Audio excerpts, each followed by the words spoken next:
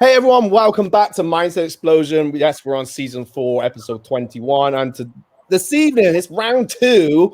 Lydia's back, founder of Visuable. So thank you, Lydia, all the way from Cyprus for this episode. I spoke to you a few years back, and I got to apologize live on the podcast, the YouTube. Anyone's listening, my sound was so bad last time, so I'm so glad that you asked to come back on because I felt awful, but your bit was fine.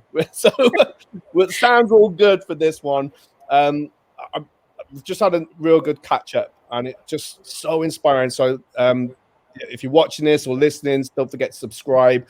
Lydia's going to drop some great content as we go through this episode, but a great inspirational story. But very briefly, Lydia, just tell everyone a little bit more about yourself, what you do, and why we're here. Well, thank you very much, Matt. It's a pleasure to be a guest on your podcast again, and completely not a problem about the previous one. Maybe it's good because you've invited me again 2 years later, and now I have even more of a story to tell. So I think it all worked out really. Well, my name is Lydia, and I'm the founder and creative director of Visuable, which is a digital brand agency with clients all around the world. Why did I create Visuable? Well, I have realized that creating a successful digital business was difficult for many. People usually lacked strategic insight, creative talent, or technical know-how to really have a really good online presence. So I have created an agency that helps forward-thinking leaders make right choices when navigating digital space. Visuable creates iconic brands, impactful websites, and ingenious online systems.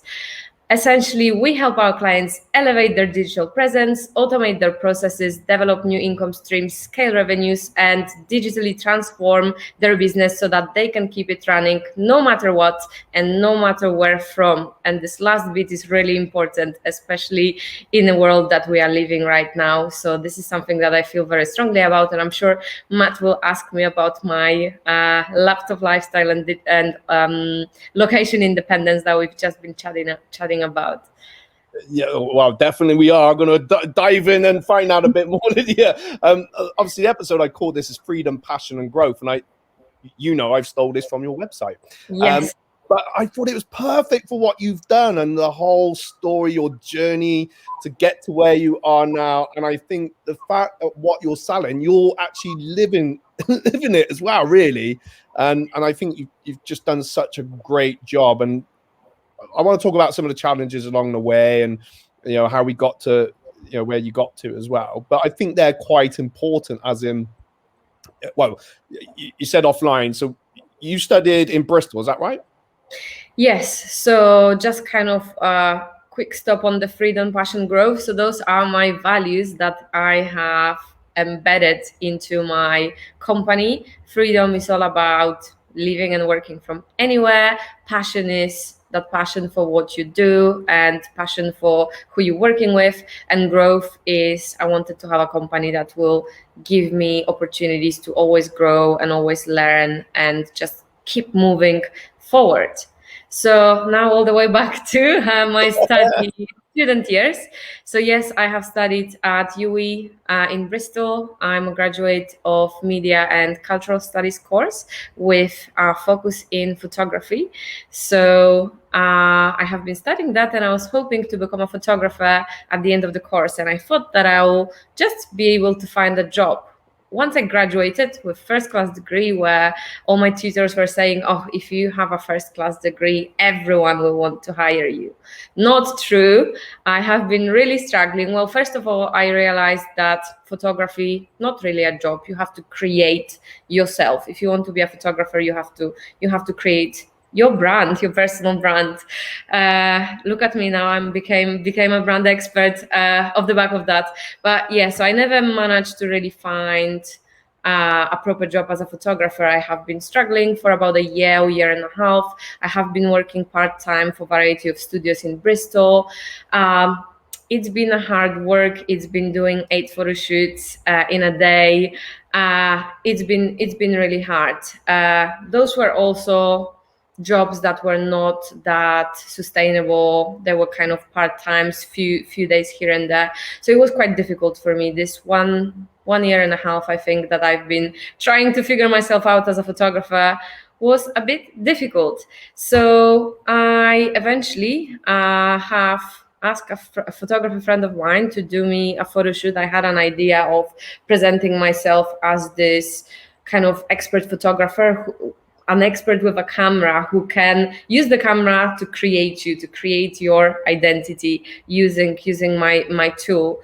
And I've also built myself a website using Squarespace, and I started promoting myself on LinkedIn. So I started connecting with lots of people in Bristol and sharing kind of knowledge and tips on photography, on how to look good at the front of the camera, but also on visual marketing. So how to promote yourself as a personal brand visually through photos. And somehow it really picked up. It was back in 2015. So at the time, it's not that I've invented photography, but I don't think that many small business owners and freelancers were using photography to promote themselves. It was all about logos, quite clunky websites, nothing very, very visual. The visual marketing was really just kind of picking up. It was a trend coming from the US, like everything. So this is kind of where my role models were and who I was kind of seeing as role models, I guess. So I've just been kind of bringing those ideas to the UK, promoting myself as a brand expert and photographer. And suddenly, before I knew it, I had lots of, especially female entrepreneurs, coming to me saying, Lydia, who built your website? It's really cool. We really love how the website really presents you as you. Like, we have a feeling like we already know you. And I was like, well, I've done it myself. And before I knew it, not only I was fully booked for brand photo shoots, I was also fully booked for the websites. And I needed to be learning how to actually build websites for others. Because even though I've studied a bit of web design at the university, it wasn't very applied. It was more like kind of artistic. It was expressing some ideas about everyday life through means of photography and kind of digital. So that's pretty much what I've done at the university. But this kind of online activity got me to start thinking, maybe there is really a business idea in there. It was something a little bit different. It was really me because I really understood images. I could communicate the personality of a brand, of a person through the images, and I could really communicate the brand story behind it. So I think that's kind of where it started, and then just kind of gone really quickly. Within 4 months, I was fully booked. I couldn't keep up with the demand. I think I was doing 3 or 4 photo shoots a week.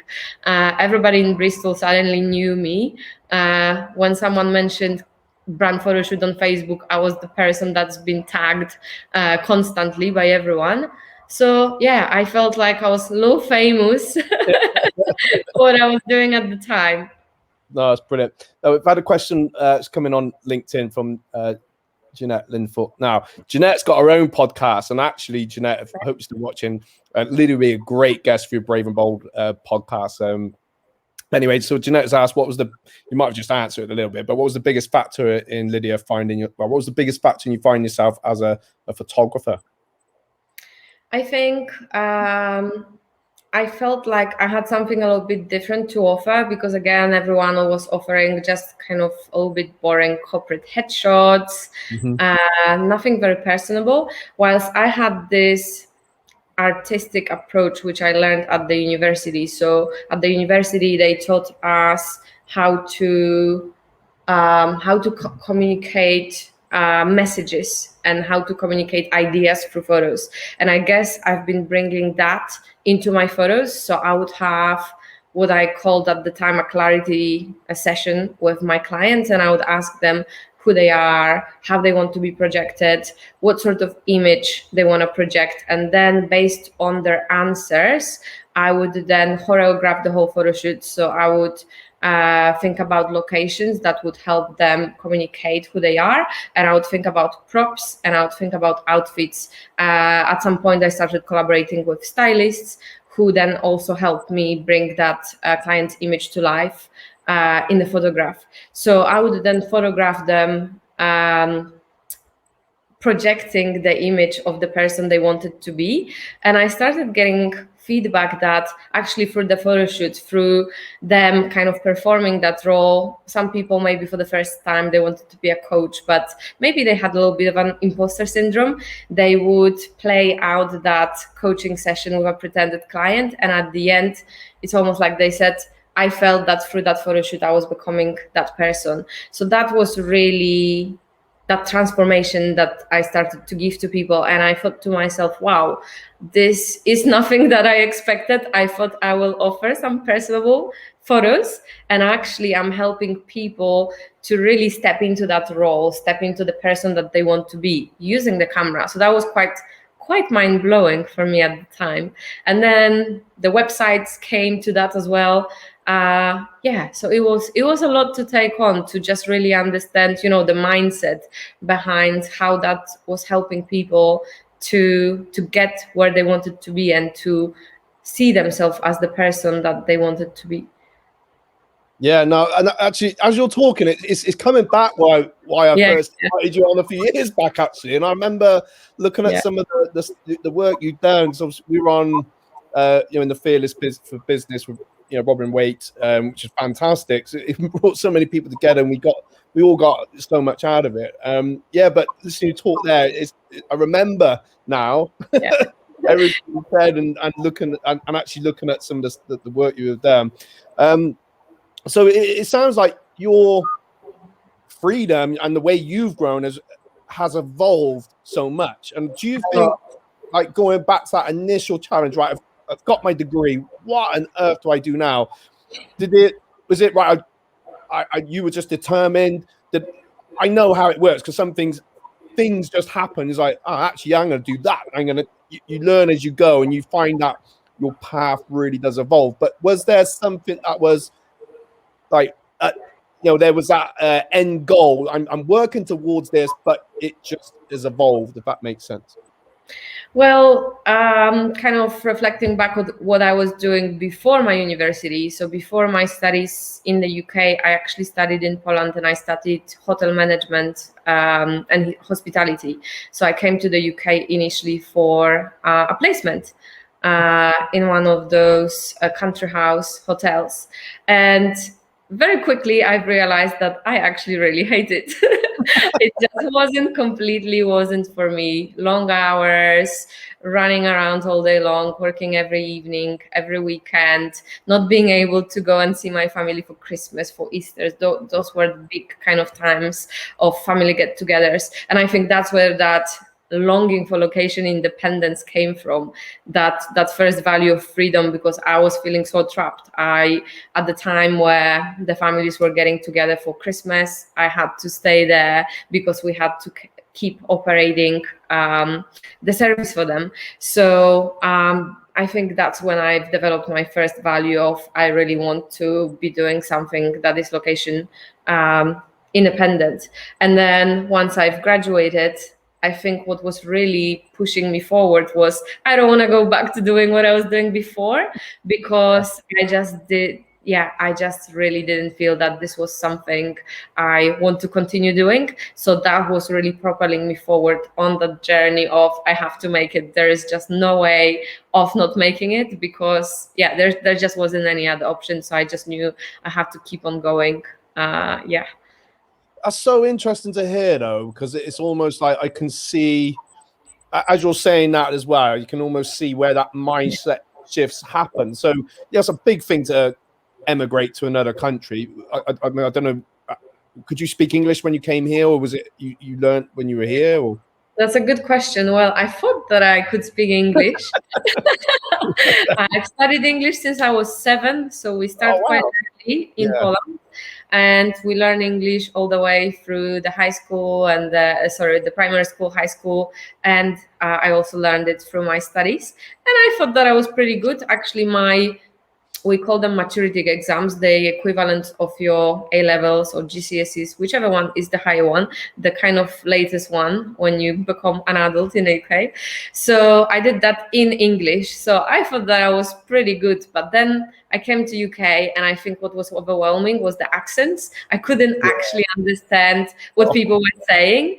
And because I couldn't understand what they were saying, it's almost like it was overwhelming, and I couldn't really respond to them either, even though maybe I knew what I wanted to say. But I think it was intimidating because yeah, everyone spoke so fast and everyone spoke so well, and I was just like, I don't really know. Well, it took me a while, and I still don't think I'm absolutely perfect. I don't think as a non-native speaker you will never be perfect, but it's been a long journey, and I think maybe after the first year it became easier, but at the beginning it was quite hard.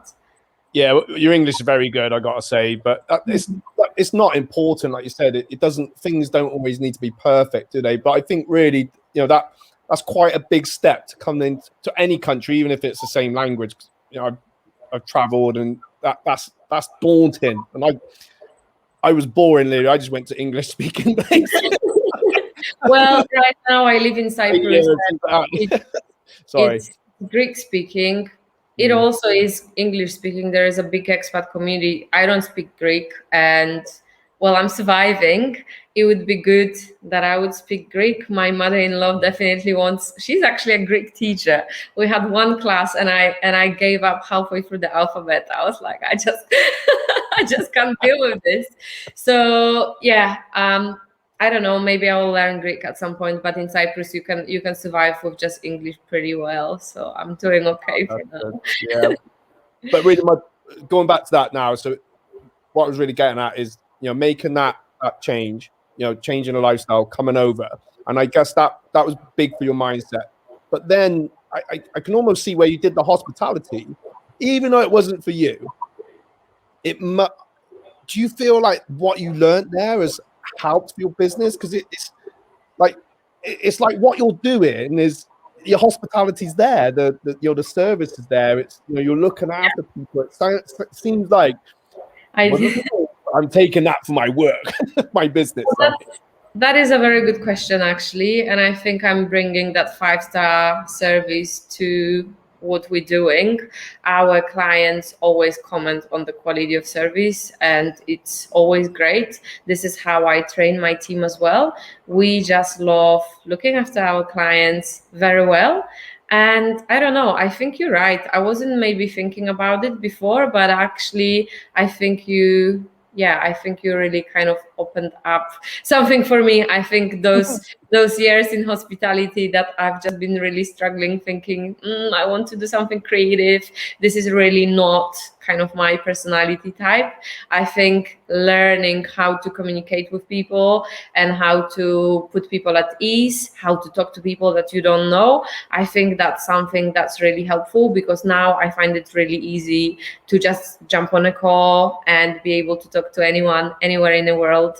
So I think those years really helped. I think years as a photographer really helped as well, because as a photographer you're very much a communicator, and you someone who has to not only direct but actually make people laugh, put people at ease, and just make sure that they have a really fantastic experience. So I think this is something that I've brought not only to photography, but then also to an overall visual experience that we give to clients right now through the web design and branding and everything. No, 100%. You can see it. I can see it definitely. So obviously, when you first come on my podcast, I think it was 2 or 3 years ago, whenever it was, and you were literally just getting ready to move to Cyprus. Now, so you just settled in the UK, and now we're off the house. Tell us a little bit more, because that must have been a challenge in itself. And again, it's like, I'm doing this again. Your life had changed because obviously you met your fiance, and that's the reason to go to Cyprus. But getting your head around family and the business and the direction you were going to go, how was that? Yes, that was like, well, building the ship as you steer it through the storm. That's I like probably that. the best way to describe it.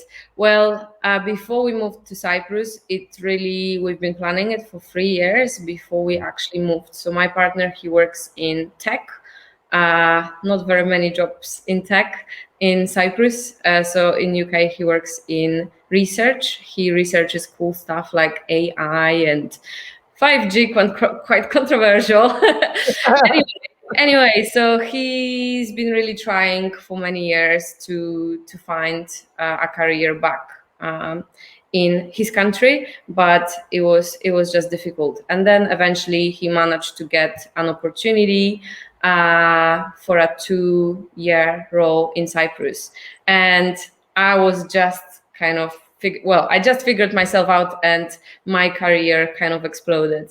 And then there he is telling me, okay, we will now move to Cyprus because I have this position at the university.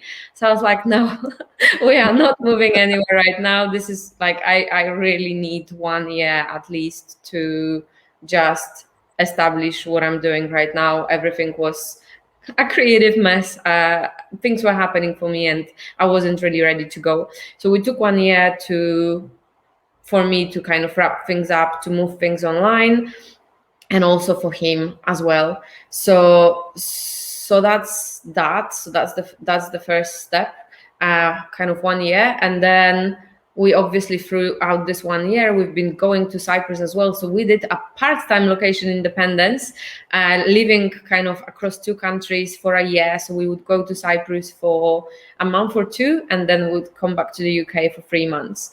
And we've been kind of trying to see how the life in Cyprus might be for us, making some contacts, making some friends, and we've decided that we really like it, and it would be great to actually move. But coming for 1 month and moving everything completely, it's just a completely different story. So once we finally decided to move, I think it took, I don't know, 3 months or 6 months of planning, packing, organizing, moving everything, and at the same time working really hard on moving everything online. So one thing that I needed to do was to let go of photography. And obviously I've been talking a lot about photography. I am a photographer. At the time I was identifying myself as a photographer, and my career only just took off, so I really wasn't ready to let it go. But I had to. So I could either kind of cling on to that photographer identity and be like, Lydia is the photographer, this is who she is. Maybe I had this crazy idea of being a jet-setting photographer, so setting up photo shoots in kind of cool locations all around the world and trying to get clients in there, and then have, I don't know, 5 shoots in a row and then go back. But then I thought, this is really crazy, like this just is going to be really exhausting, so it's not going to work. So I had to start building a team. So I started building a team, I think, in 2018. At the time, I was going through a business accelerator by NatWest. I was also at Robbins Accelerator. I was everywhere. I was also starting an MBA course at the time. So I had my hands in far too many accelerators and far too many pies. Anyway, I'm losing the plot a little bit. So I've been doing all of that. The accelerator, the NatWest Accelerator, was really helping me to start thinking as a business leader. So stop thinking as a photographer and start thinking much bigger, bring the team on board, train the team, put the recruitment process in place, put kind of systems and processes in place in terms of how to train them and how they will be delivering the product. At the time, mindset wise, I was completely not ready. I was just not ready to let go of creative control. I was just not ready of letting go of my creative identity. I just thought that it's only just happened for me and I'll be giving it away to someone else. And I was really missing the big picture, because the big picture really was to become location independent and to become a business owner, so that I can have that freedom, passion, and growth. I can make my decisions. I can choose how I work, where I work, when I work, and all that good stuff. I would say, it's still a work in progress. We have moved to Cyprus. First year has been challenging, obviously, again in the new place, having to establish myself again, build new circles, build business network. It's been a challenge, and within 6 months pandemic happened. So actually, and we were laughing in here, I said I've been 2 years in Cyprus and I've been at home for 1 year and a half. So it is what it is. I think that what I did, I really focused on work. So as before, I was really attending lots of networking events, collaborating with people in person. A lot of people knew me in Bristol. I suddenly disappeared. I think everyone actually has forgotten me. I think if anyone watches this podcast, they will be wondering, "Oh my God, this girl still exists." So I've disappeared from all the kind of brand building activities. I think I was maybe grieving the kind of leaving UK and leaving my old life behind, and I haven't yet figured out who am I going to be. So I think that first year has been quite challenging, but I think the second year I started to meet people here. There's a law business community in here. There is this group which they call themselves digital nomads. So I came across them. So those are expats living in Cyprus for various reasons, some for the sunshine, some for the taxes. So I don't know if you know that Cyprus is a tax haven. We have very low corporation tax, 12%. So there's a lot of people moving here because, you don't have to pay so much tax. And also it's a sunny place. There's great weather, lots of sunshine, sea everywhere, plenty of activities to do. Anyway, I digress. Oh, no, we're not jealous at all. No, that's brilliant. And no, it's good. I was just thinking, how can I get over there now? But I've got 3 boys, so I can't go anywhere just yet. They have to grow up a bit more. But no, I lost my train of thought a bit now. But actually, no, I remember when you were talking about this, and you mentioned it in the first podcast, a few years back, and I remember then thinking, wow, that's just amazing, and it just sounds like, and we've kind of touched on it a little bit. You get this. I think it's great you and your fiance have managed to work this around, because a lot of people, it could have become quite a big problem. So you've made it work, and I'm sure it wasn't easy. Of course, nothing good ever comes easy, which is the good news. I think it's admirable to both of you, and it's just so lovely to hear that you've made that work, and like you said, it is hard to let go of things, especially as business owners. I understand that it's hard to say, "Hey, teach my class," but it is. You can still keep that. Well, it gives you the freedom to expand, and you still can have that passion for what you do, and of course, in your values, that's the way to really, really grow. I think that one kind of, sorry to kind of cut in. I think that one thing that was really key is, again, mindset shift. So always going back to the mindset. Yes. I really had to make a mindset shift. So I've decided that the day that I'm moving to Cyprus, I will retire as a photographer. It's been a very difficult thing for me to do, because a lot of people loved my photography, and I loved that they loved my photography, but it needed to be done. So at the time, I already hired 2 people. I had 1 designer, and I had just hired someone to do sales and marketing for me. And I've decided I really, mindset-wise, need to elevate myself to that creative director position. And I think I was on an internship at my own company doing that. I think that first year, I was a really bad manager or director. I think I just moved to Cyprus and I started feeling that freedom, and I took a lot of time off. I think that was the first time in my life. I had my company for 5 years, I think, until then. And that was the first time that I actually started taking time off, because you know how it is. Once you start a business, you basically work all the hours that exist during the weekdays and during the weekends. So I got here and I've realized oh my God, I'm so tired. And yeah, I've taken some time off. But at the same time, we've been really growing. So we started growing internationally. We tapped into some sources of getting international clients, and we've been really growing. So there is me kind of thinking, oh my God, I need a break.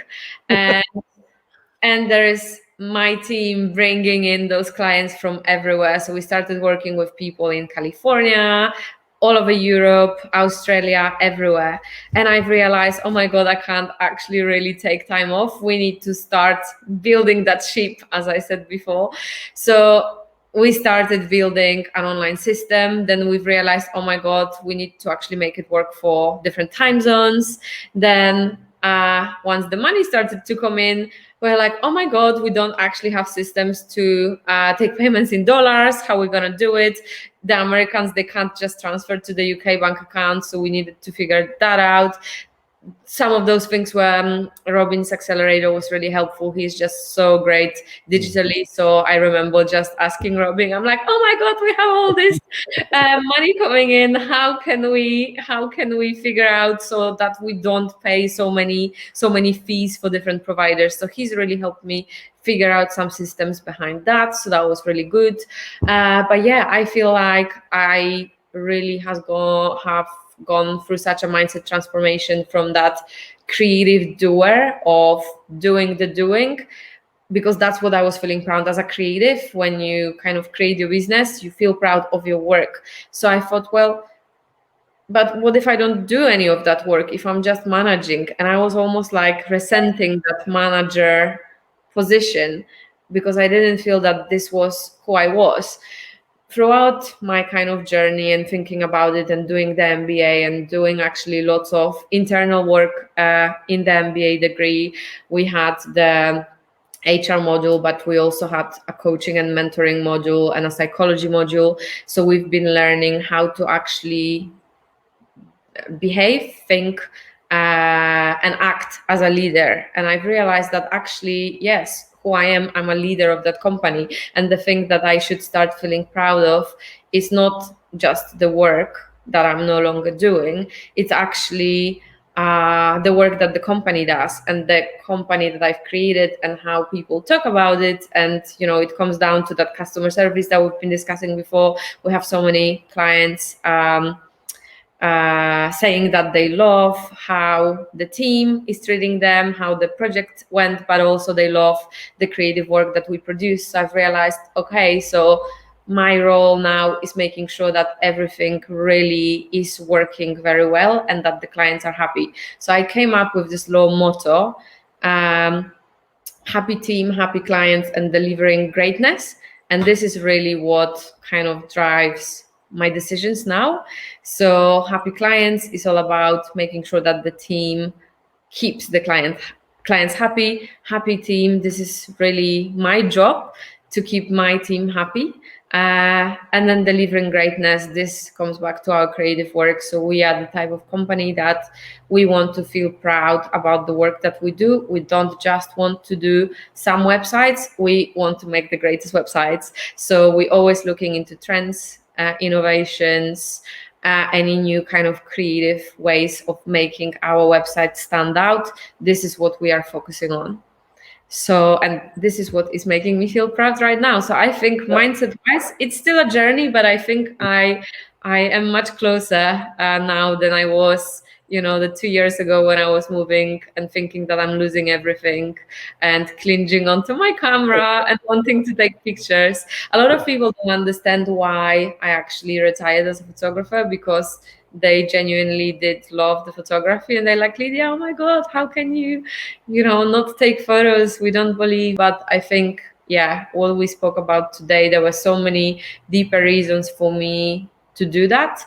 And right now, everything we deliver is digital. So we have services from branding, through copywriting, to web design. And most recently, we've launched a whole range of digital systems. And that is very much propelled by the pandemic and by the need for the businesses to go digital. So when the pandemic happened in March, and I mentioned that to you at the beginning as well, we've seen a low dip in sales, just like the business kind of exploded when we started moving online. Then the pandemic happened, and suddenly for 2 weeks we didn't have any bookings, and we were going, oh wow, I just hired another person, so there were 4 of us, and I was thinking, oh my god, what is going on? I don't think anyone knew what's going on, and that's why people were not buying. And 2 weeks later, everyone got back with double or triple power, and people not only wanted websites. We started getting inquiries for all those online platforms. So creating an online revenue through video content, creating online revenue through mixed content like audio, video, blogs, this kind of things, how to deliver fitness classes online, how to launch a podcast, how to do all those digital things. And we've realized, okay, building websites is no longer enough, and building great websites, beautifully branded websites, which was our competitive advantage at the time, was no longer enough. Suddenly everyone needed that fully remote business. And that's when really that seed was planted in my head.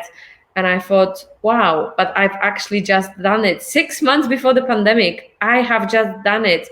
And once all the business owners were struggling and the businesses were sinking really literally overnight, we just kept running. And I was like, oh my god, did I just predict that? And I don't know, it was just such a lucky coincidence, I think, for me. I mean, it wasn't a coincidence because I have planned my move for 3 years before, but I think the timing was right. And you know what they say, for launching a business, the timing needs to be right. So there needs to be a demand, there needs to be someone interested, you need to be solving a problem, but you also have to be solving that problem at the right time. And once the pandemic hit, I thought, oh my god, we have to be moving that direction. So that's where we went. So we have launched a big range of add-ons to our websites that allow you to build a new income stream, which is location independent. And that introduction that I was doing at the beginning, that I said that we help people keep their businesses running no matter what and no matter where from, it really just comes kind of down to that new range that we've launched. It is no longer, like having a website is no longer enough. You have to have a backup plan when you're, we don't know whether another lockdown will happen. It might be happening in 2 weeks, God knows. Hopefully not, but like you have to be ready. So you can't just have an in-person physical business anymore. And you have to be very flexible and agile, and you have to be switching between the physical and online business. For us, we're very lucky. We now purely digital. Thank God I was able to let go of my photographer identity and become fully digital.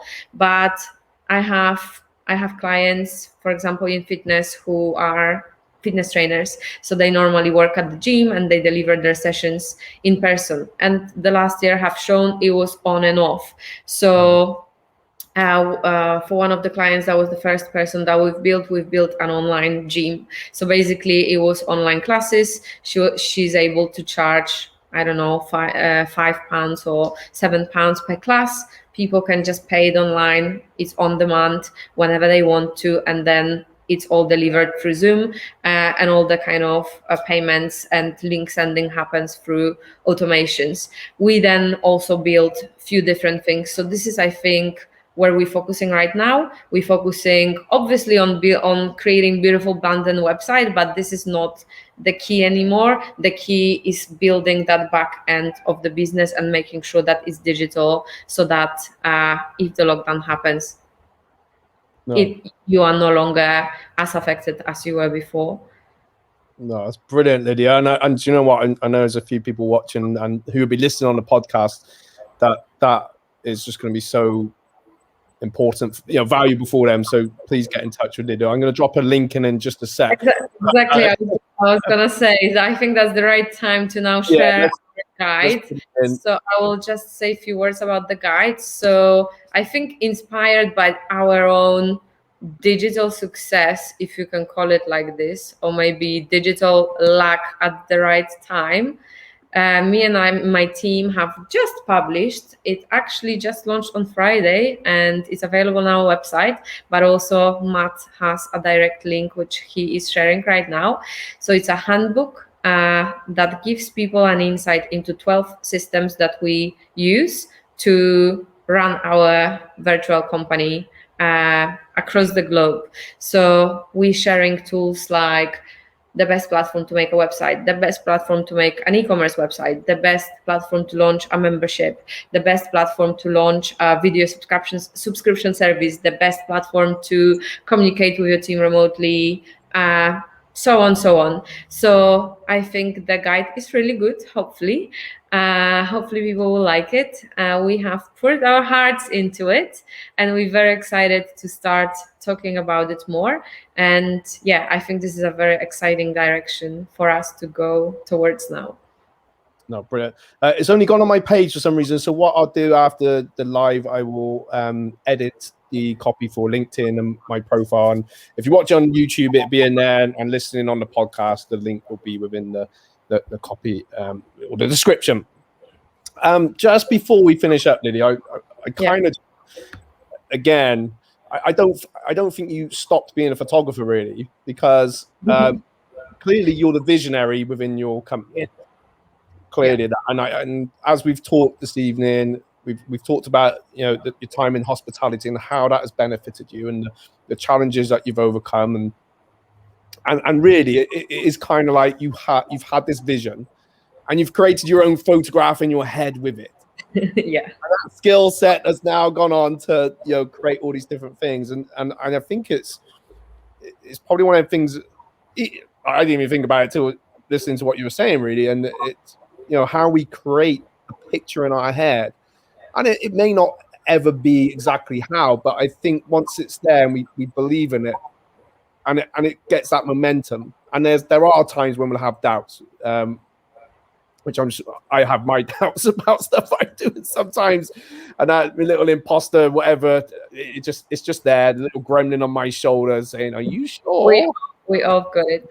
All go through that. Every business startup owner and entrepreneur, it's there, but we just, for me personally, it's like, right, that's my vision, that's what I'm doing. I know exactly what I'm doing. Sometimes I have to shut out whatever any like even the smallest negativity from anyone else, and sometimes I keep my mouth shut because I don't want it, just in case.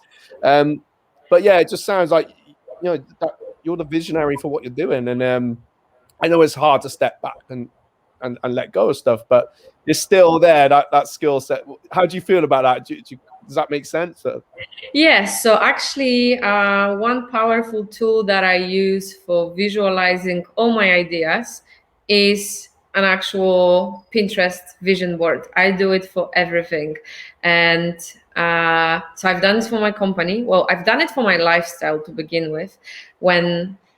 Before I actually even made it as a photographer, I went on Pinterest and I started pinning images of how my lifestyle is going to be. And I would pin Greek islands, walking around with the camera, working with some cool people, photographing them, what I'm going to wear, how I'm going to look. So it almost like it helped me become that person because I was visualizing it. I was really thinking visually from my head. So then that whole concept I brought into Visuable. This is how we start every single project up until today. We have an exercise, we send our clients to Pinterest and we ask them to visualize how they want their brand to look and feel like. And then they have a call right now with one of our designers, and the designer goes over this, have a discussion with them, and then we create a much more focused, smaller kind of brand vibe board with a color palette.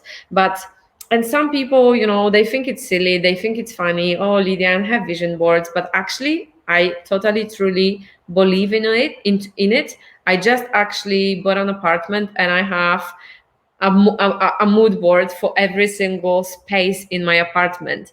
And my partner was laughing. Oh my God, what are you doing? Why are you on Pinterest all day long? We just have to go and buy furniture. No, I have visualized every single space. And even though I'm not an interior designer, I have somehow managed to design a really cool interior space.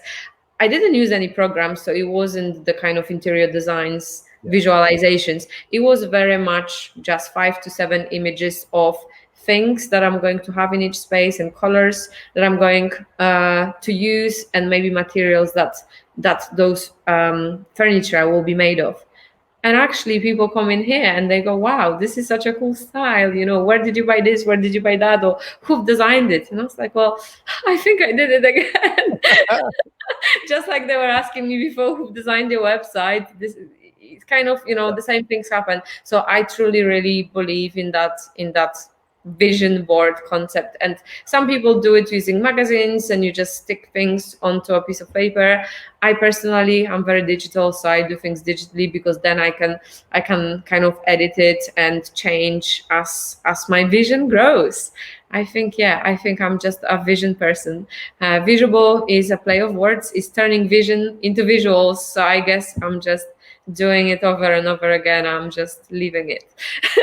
So does that mean you're going to be interior designing next? Is that your I next don't think pivot? so. I don't think so. Maybe just advising for some clients, but I don't have another business in the works just yet. I think the one that I have is keeping me busy. We are now six. Well, we seven with me, so it's a team of six. So that's quite busy. We have 4 designers, we have marketing, and we have sales, and we are also everywhere. So we, I think, worked up till now with over 500 clients everywhere in the world. I would say we have probably 60 active projects right now in the agency. So we're obviously not working on all the 60 at the same time. The way it goes is we do the 4 designers doing a bit of work across maybe 10 projects this week, then this work goes for an approval to the clients, and then next week we're working on the other ones. So it's that kind of circular way that we work in. But yeah, it's quite busy. So I don't think I have any plans of becoming an interior designer, and luckily my flat is now finished. So that's good, because I think I have this creative demon in my brain, and if before the flat was finished, I was feeling really anxious. It needed to be finished, and now I feel like it's that kind of creative space that I wanted to have. And yeah, I can finally relax my brain. Good. Relax a little bit, I bet. Just a little bit, yeah. So you've gone from Bristol to global. Yes, Bristol Basically. to global. Yeah, Brilliant. mainly right now US. I think that's where majority of our clients are. Lots of people in California and New York doing cool things, bringing new cool ideas to life. But also we have lots of people in London those days as well. Some people in California. We started working quite a bit in United Emirates as well. They like us for some reason, so they're doing some cool stuff over there as well. So it's quite nice, because it's that window to the world. So even though, like, during the pandemic I was at home for 1.5 years, actually I knew what's going on with the pandemic in all the different countries. Every conversation obviously started with, how is the lockdown in your country, So it was quite interesting. Yeah. And I think one thing that my team was saying is that we have been just so lucky, because some of their friends, they were getting really depressed. They didn't see anyone for months. We were really busy seeing a lot of people every day and creating beautiful things for them as well. So yeah, it's been, I mean, I'm not saying that the pandemic was good. It's been really shit. I hated it. And I hope another lockdown is not coming back. But, just going digital 6 months before the pandemic, I think it's been really, really lucky. So I feel very fortunate about that. And I was able to bring a bunch of people with me who also love the location independence. And we were able to help all these business owners who are really struggling, like the fitness industry was really hit very badly. We were able to bring many yoga people, many PTs online with their own virtual gyms. So it's been really rewarding to do that work and see these people actually thrive online. Even though fitness is so much better in person, I just started going to the gym again last week, and it's really great to be able to actually, just just see people in person rather than just do things online. But I think once we were in that situation, it's been really great to be able to do that. And I think a lot of people build great fitness businesses online. Yeah, definitely. And I think it was important for people like yourself to, be there in a position to be able to, help, with the fitness industry, all the different industries that have, got affected. So, yeah. Well, Lydia, we've talked longer than I anticipated, but thank you so much. So inspiring, your story. I'm gonna have to get you back in another 2 years, so where you are from there. I absolutely love seeing what you guys are up to in Cyprus. It's just nice. It's raining here, and you always like a sunshine behind you. But I think it's a lovely story, and it's one where curveballs got chucked, but you dealt with it and you built your life.